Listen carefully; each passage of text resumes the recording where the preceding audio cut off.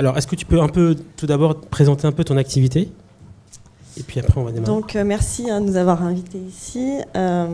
Upplace, en fait, est une société de conseil qui agit au sein de l'immobilier essentiellement commercial auprès des foncières pour les aider à dynamiser, optimiser, donc valoriser leur immobilier, notamment au regard des problématiques qui nous intéressent aujourd'hui d'e-commerce. Et donc, dans ce cadre-là, on travaille pour notamment le groupe Carrefour et également pour le groupe Galeries Lafayette, dont Eric Costa est le directeur de la foncière, directeur immobilier, donc qui nous a fait le plaisir de venir ici. Et donc, en fait, on avait échangé un peu ensemble sur la manière avec laquelle tu travailles avec tes clients sur la valorisation de la data pour justement lui donner un maximum de valeur pour tout ce qui est problématique immobilière. Donc en fait, l'idée aujourd'hui, c'est que nous, ce qu'on pense, c'est qu'il y a deux grands axes de valorisation pour les foncières au niveau de l'exploitation de la data. D'abord, c'est tout ce qui est usage. Donc là-dessus, c'est de dire effectivement qu'on est clairement passé d'une économie de produits à une économie de services. Et aujourd'hui, les foncières n'ont pas complètement intégré cette problématique-là. Donc qu'est-ce que ça veut dire? Ça veut dire déjà peut-être imaginer développer leurs espaces d'une autre façon, notamment exploiter toutes les données de la data pour mieux connaître leurs chalandises, mieux connaître leurs clients, aller au-delà des cartes de fidélité des centres commerciaux qui sont très peu exploités, qui ne donnent pas d'infos vraiment sur la clientèle, et s'appuyer sur des études notamment de start-up type UM Stratégie, qui travaillent sur le Grand Paris notamment, ou comme HBS Research, qui sont des sociétés qui sont capables aujourd'hui de faire des analyses extrêmement pointues urbaines, clairement, déjà dans un premier temps, et ensuite de chalandise, et de pouvoir identifier où c'est intéressant ou pas d'aller s'implanter au regard des attentes réelles à la fois des enseignes, du marché et autres, en pouvant détecter les insights de façon beaucoup plus fine qu'en faisant des analyses classiques d'enquête client où on va parler aux gens qui sortent du métro, quoi. Parce qu'on en est encore là aujourd'hui, on n'utilise pas du tout la data. Donc ça, je dirais que c'est un premier point. Du coup, s'engouffrer dans le service également, là-dedans, dans l'usage. Donc à tout ce qui est pop-up store, tout ce qui est éphémère, et une réponse à cette problématique de e-commerce qui réduit les espaces de vente. Mais on pourrait également, en s'appuyant sur des études précises avec des opérateurs qu'on a vu aujourd'hui, type Salesforce, qui sont capables de développer des solutions d'exploitation de la data, d'être capable d'amener du service dans les lieux de commerce, et du service qui est attendu par une clientèle, et remettre un peu le centre commercial au centre finalement de la ville, en tant que place du village. Quelque part, c'est ça. Donc ça, c'est un premier grand axe de travailler sur l'usage et le service. Comme dit Catherine, le magasin n'est pas mort, loin de là. Ouais, vive le magasin. Vive le magasin. Donc ça, c'est le premier point. Le deuxième point, donc, qui concerne vraiment, dans un premier temps, l'immobilier, c'est vraiment de s'engouffrer dans tout ce qui est data building.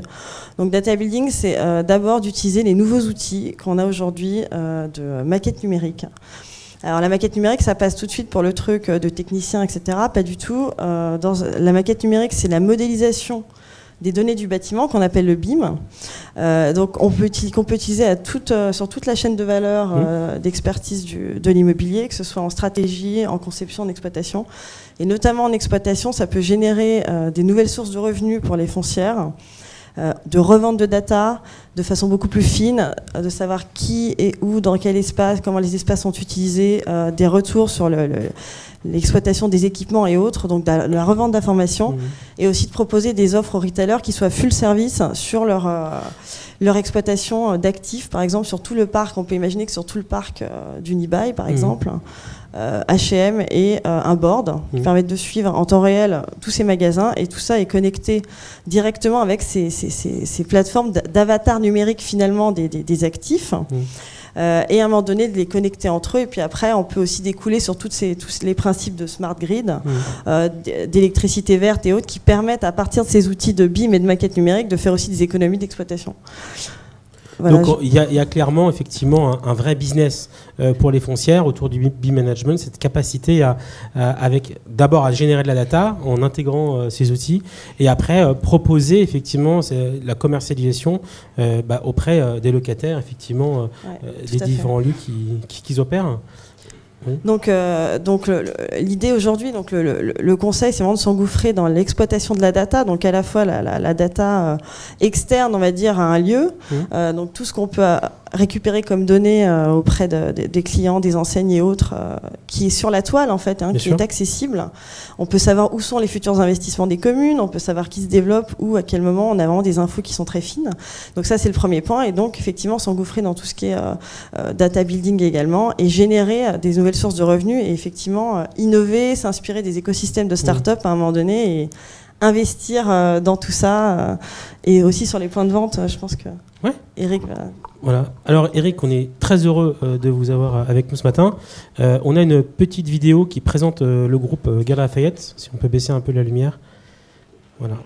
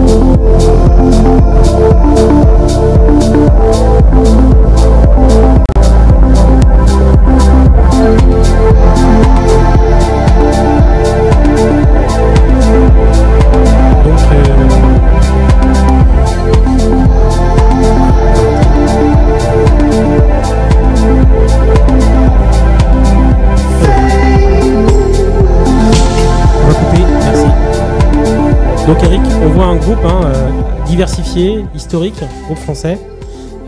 Du coup, au sein de ce groupe Galeries Lafayette, comment vous utilisez la data au niveau de vos enseignes et de votre parc immobilier? Ouais, un vaste sujet. Au niveau des enseignes, la data, c'est une transformation profonde. On dispose d'outils maintenant, d'algorithmes extrêmement puissants pour pouvoir analyser une quantité d'informations.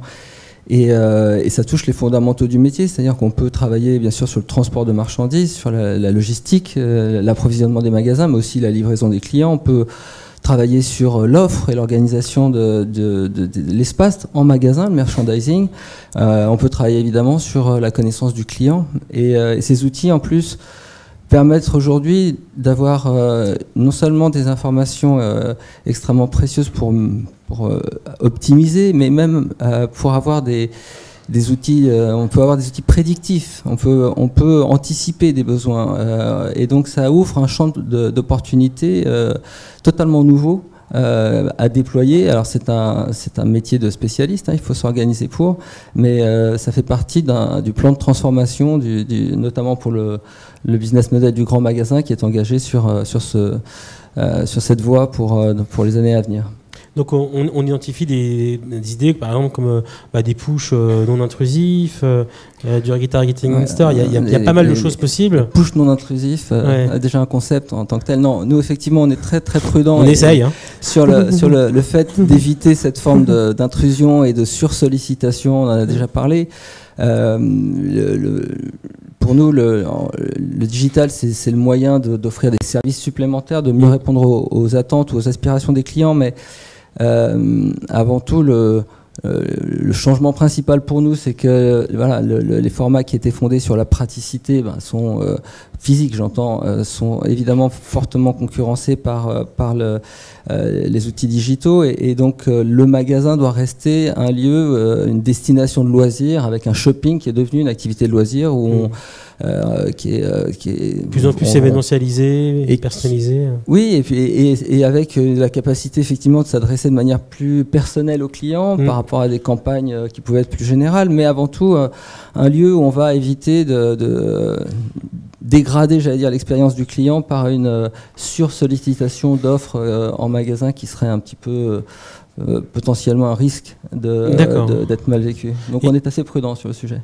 Du coup, pour vous projeter, c'est quoi la vision un peu prospective que vous avez d'une expérience client dans l'un de vos grands magasins? Là encore, on est dans une logique de considérer que le shopping d'un client en magasin est une activité de loisir. Donc si on déroule jusqu'au bout, ça veut dire que ça va être une expérience agréable, ça veut dire qu'il faut travailler un certain nombre de paramètres de confort, éviter qu'on attende trop longtemps pour payer, éviter qu'on soit agressé par le bruit, la lumière, éviter qu'on soit agressé par des sursollicitations et notamment du push. Mais ça veut dire aussi réorganiser l'espace. Ça veut dire faire plus de place au service, justement, un peu moins de produits, un peu plus de services, faire la place aussi à des activités qui sont des activités de loisirs, notamment on est engagé sur on a dit sur l'aspect création. La création, c'est la mode, mais c'est aussi l'art, donc proposer de pouvoir voir une expo, se restaurer, prendre un verre, enfin avoir un certain nombre de propositions pour les clients qui donnent envie de venir tout simplement. Il ne faut pas oublier que notamment pour les Galeries Lafayette, on vend des produits dont personne n'a besoin, au sens où ce n'est pas des produits de première nécessité. Donc il faut vraiment créer le désir, l'envie de venir, et ça nécessite de refondre un peu l'organisation des magasins. Du coup, l'idée, c'est vraiment d'augmenter le temps de présence. C'est un peu ce que vous essayez de travailler en augmentant l'expérience, les différents types d'expériences. Non, pas forcément, parce que c'est ce qui a prévalu à la naissance de l'immobilier commercial, avec des indicateurs de temps de présence et de maximisation du temps de présence. Et si vous regardez un centre commercial, ça a été évoqué tout à l'heure, il y a plus de 1000 centres qui ont fermé aux États-Unis ces 10 dernières années. Mais conceptuellement, il y a une place centrale où on se divertit un peu, un mail qui boucle bien, et puis des boutiques, oui, on appelle ça dans notre jargon, on appelle ça des cellules, parce que conceptuellement, c'est ce qui ressemble le plus à ça, c'est une prison. Enfin, c'est une logique d'enfermement de la clientèle, pas malgré elle, hein, évidemment, mais conceptuellement, on l'enferme et on maximise le temps qu'elle va y passer.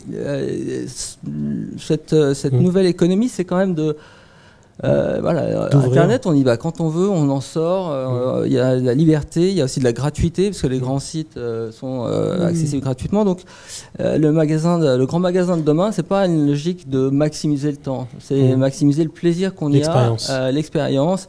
Et le client fera comme il veut. S'il a envie de rester longtemps, tant mieux. Après tout, s'il reste pas longtemps, mais qu'il dépense beaucoup, c'est bien aussi. Parfait. Gabriel, le mot de la conclusion, les sujets sur lesquels tu vas bosser effectivement sur 2016. L'idée, c'est justement de voir comment, au-delà du magasin lui-même, on peut redimensionner les actifs immobiliers, donc de façon plus concise, et arriver à remettre du service et aussi imaginer des nouvelles formes de commercialisation aussi. Parce que là, on a parlé du point de vente, on a parlé du développement et de l'exploitation, mais au-delà de ça, c'est d'imaginer des nouveaux business models dans lesquels on allie e-commerce et commerce physique. Aujourd'hui, c'est très complexe d'arriver à dire pourquoi tel client a acheté à tel endroit, est-ce qu'il y a eu une impulsion en ligne ou pas. Donc aujourd'hui, l'idée, c'est vraiment on donne un peu une impulsion aux foncières et on est là pour travailler avec eux sur ces sujets. Très bien. Merci beaucoup, Gabriel. Merci beaucoup, Eric.